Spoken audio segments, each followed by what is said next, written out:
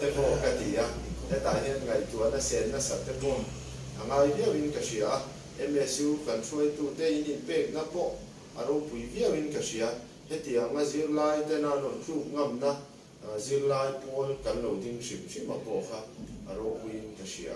heng te po hi kan man trong kai zel thiam te po kha apoi mo henga hemi hi kan soi fiang kan smartphone a hian Jio phone Jio SIM ti lu nge nge ai do na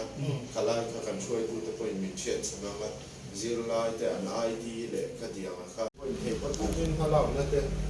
man lo me pui to a in lo me pui to a chu ma chuan an ren chiat na zara he kan in tong chho ni a zir lai son tu to tu chu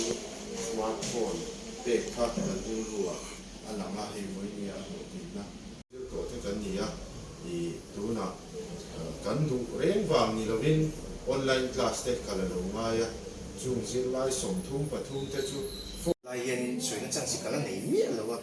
kan soi du mai chang yan tiang chi program hi diesel se ti kan soi du a chan chu I platform handing ve tu po hian en angin nge mi ti tha te lo ngai le nga chu ta phone tha de te po lo ngai ve le zel ta nga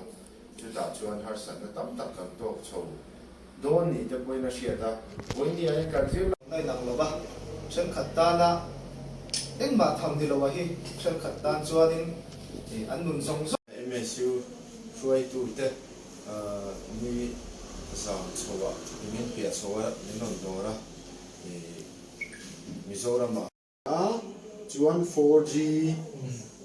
amanga data po hi kan chon da tung dong khan na kina dim sai wa di lo so tung khan ke ma tung dong khan kem dum ta